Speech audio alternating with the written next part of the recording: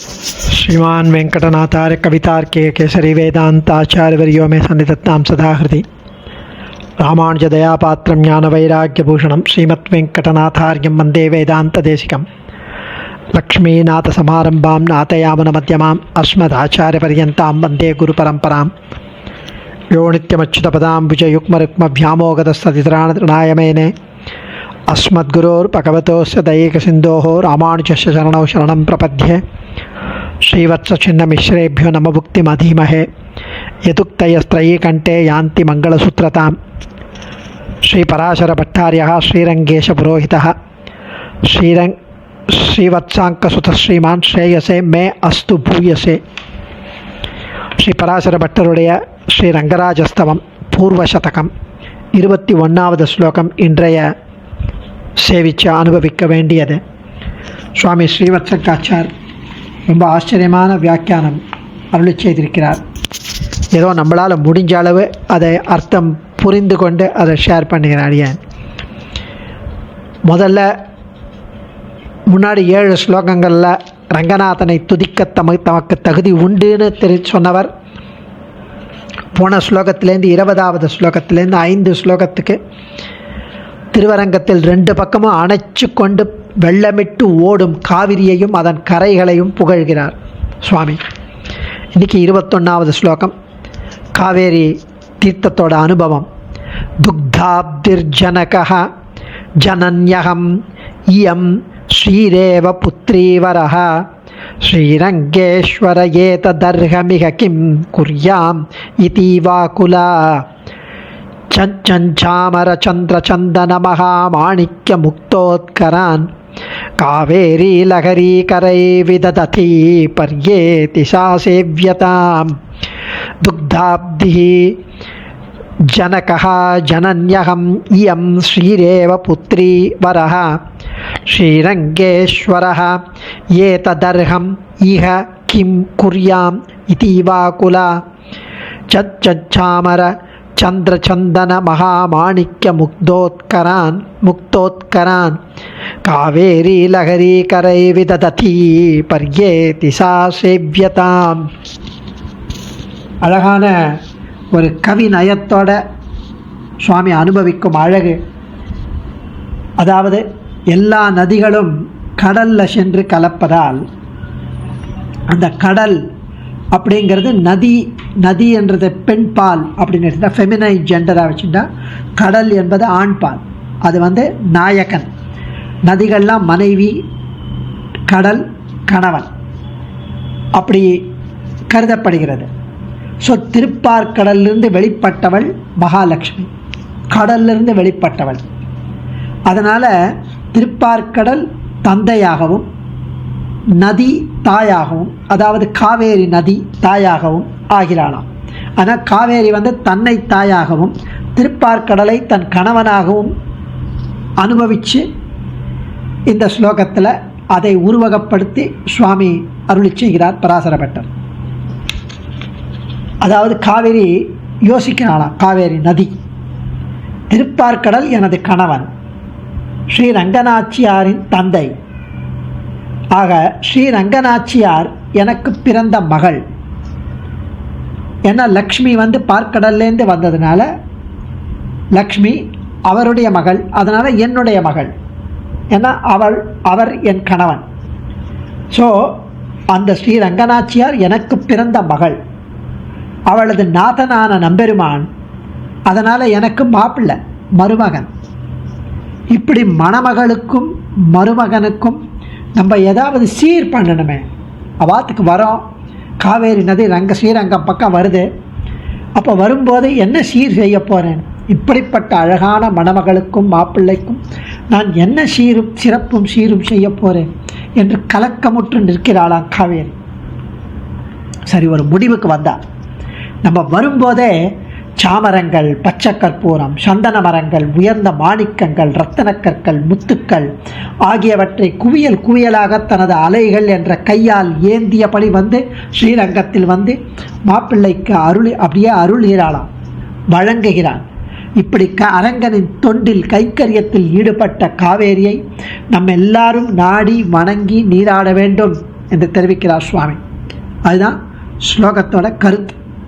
துக்தாப்திர்ஜனகோ ஜனன்யகம் இயம் ஸ்ரீரேவ புத்ரீவரஹ ஸ்ரீரங்கேஸ்வர ஏததர்ஹமிக கிம் குர்யாம் இதீவாகுலா சஞ்சஞ்சாமர சந்திரச்சந்தன மகாமாணிக்ய முக்தோத்கரான் காவேரி லகரி கரை விதததி பர்யேதி சா சேவ்யதாம்.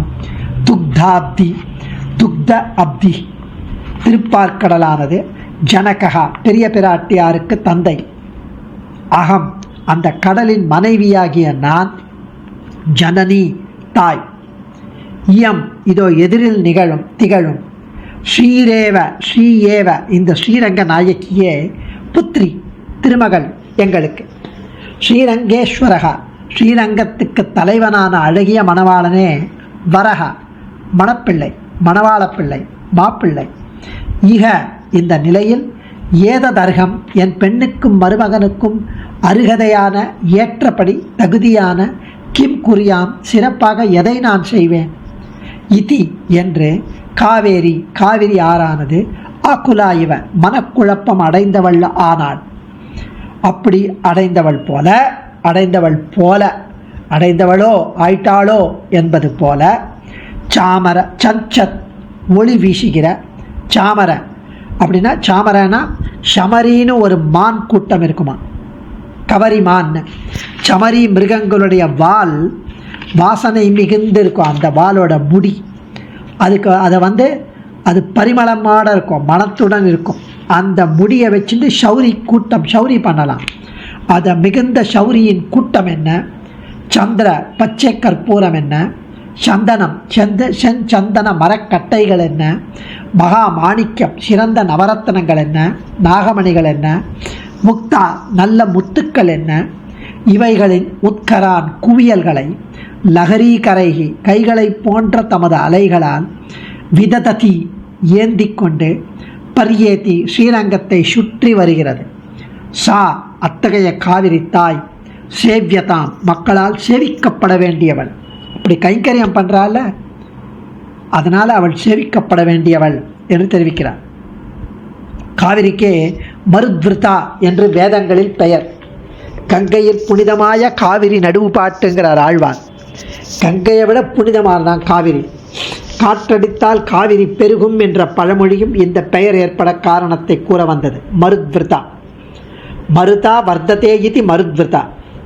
ஸோ மழைக்காலங்களில் காவேரி தான் பெருகி வரத் தொடங்கும் சஹ்ய மலையிலிருந்து மற்றும் வழியில் இருக்கும் அரிய பெரிய விலை உயர்ந்த பொருட்களை எல்லாம் அடிச்சுட்டு கொண்டு வரும். அதை இன்றைக்கும் பார்க்கலாம். இதற்கு காரணத்தை கம்ய உத்பிரேட்சையால் அருளி செய்கிறார் சுவாமி. நதிகள் எல்லாவற்றையும் கடலுக்கு மனைவியராக காட்டுவது கவி மரபு. பிராட்டி அமுதத்தை அடைய திருப்பார்க்கடலை கடைந்த போது அதில் தோன்றினாள் அல்லவா. ஆகவே அவளை க்ஷீரசாகர கன்யகா என்று கோஷங்களில் காட்டுகிறார்கள். அந்த திருப்பார்க்கடல் பிராட்டிக்கு தகப்பனாராயிற்று. நானோ தாயானேன், என் பெண்ணுக்கேற்ற மணாளன் அழகிய மணவாளன்.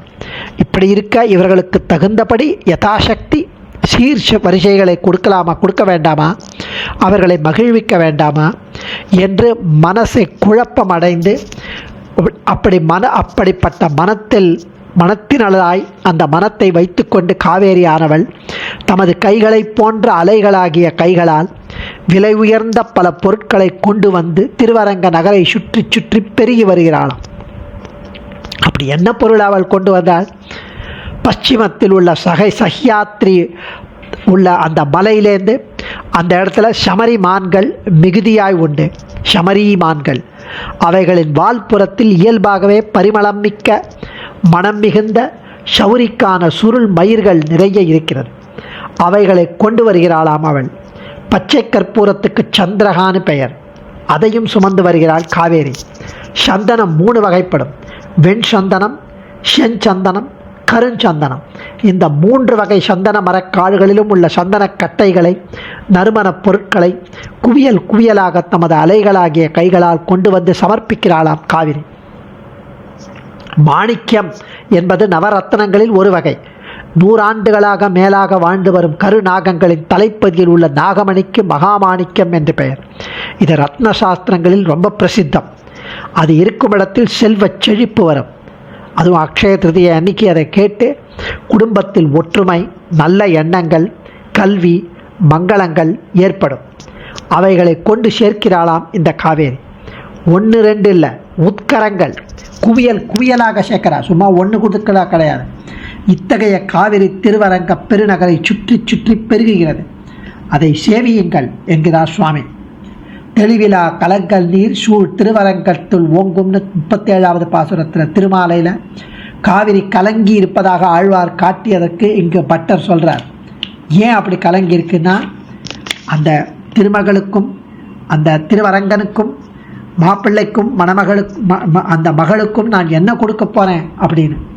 சந்தினோடு மணியும் கொழிக்கும் புனல் காவிரி வயல் சூழ் தென்னரங்கமேனு பெரிய திருமொழியில் திருமங்கை ஆழ்வார் தெரிவிக்கிறார்.